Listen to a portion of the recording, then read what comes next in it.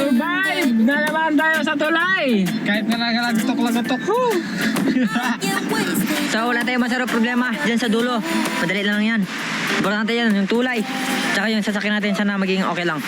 Yan lang nakakatawa lang kasi imagine mo yung mga bata na yan. Yung edad ko na yan, hindi ko kayang gawin lahat ng ginagawa ni Jeyo. Yan, sila Domeng, sila Josh. Di ko lahat kaya yan. Pero nung edad ko kasi na yan, wala akong access. So wala akong option na matutunan yan.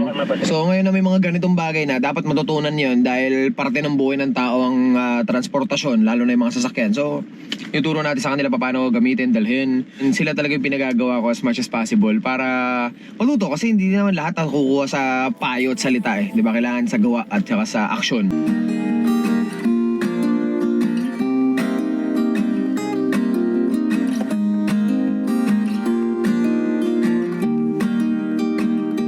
Ay, Oh!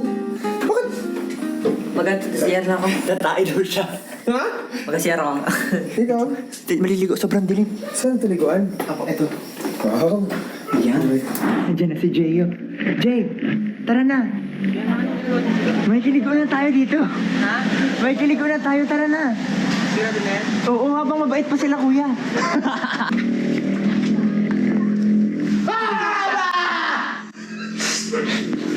Bumanga mo.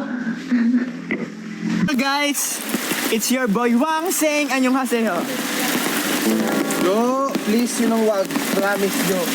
Pag naka-video ko dati, tawag ko yun lagi. Basta mga guys, it's your boy Wang Seng. Anyong haseyo. Piling-piling. Gusto niyo makita? Gusto ipakita.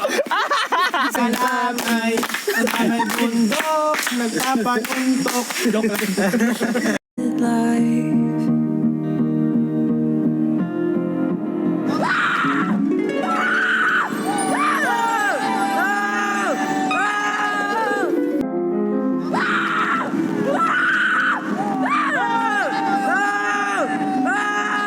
Dito sa Rawas, okay na rin daw? Sa Ruas, di ko alam eh. Okay, kuya. Salamat, kuya.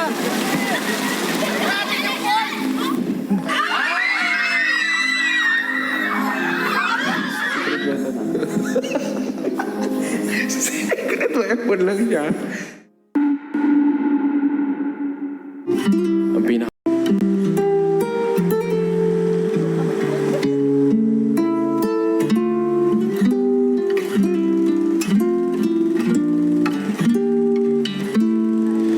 Wala na.